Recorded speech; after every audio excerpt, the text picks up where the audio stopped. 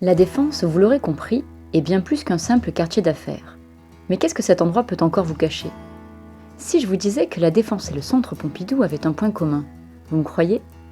Eh oui, aussi étonnant que cela puisse paraître, la Défense est un véritable musée d'art contemporain à ciel ouvert. Et cela ne date pas d'hier. Dans les années 1970, l'organisme chargé d'aménager le quartier d'affaires de la Défense lance une série de commandes publiques d'œuvres d'art.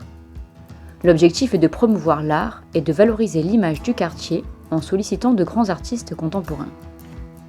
Alexandre Calder, Juan Miró, César, les plus grands artistes contemporains de la fin du XXe siècle exposent alors dans le quartier d'affaires. Aujourd'hui, la Défense compte plus de 70 œuvres d'art dissimulées entre les tours, sur l'esplanade ou le parvis.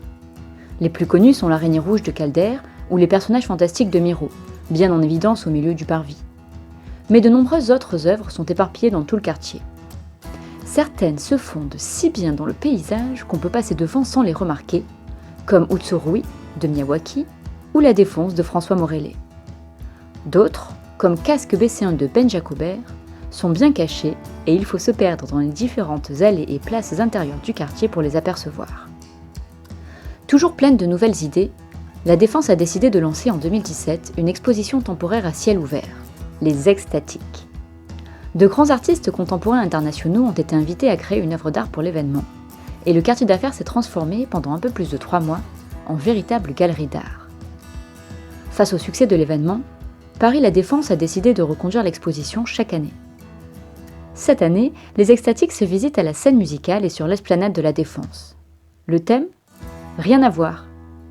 Vous avez bien entendu, rien à voir. Vous allez y trouver des œuvres improbables défiant la gravité, le réel et parfois même la logique. Dans cette exposition, c'est votre regard qui est mis à l'honneur. Allez, on ne vous en dit pas plus pour ne pas vous spoiler l'exposition. Le mieux, c'est que vous alliez la voir par vous-même. Dépêchez-vous, vous avez jusqu'au 4 octobre. Et si jamais vous ne pouvez pas vous y rendre d'ici là, vous pourrez toujours aller voir celle de l'année prochaine. Mais si la Défense vous en met plein les yeux avec ses œuvres d'art incroyables, vos oreilles ne seront pas en reste. Comment ?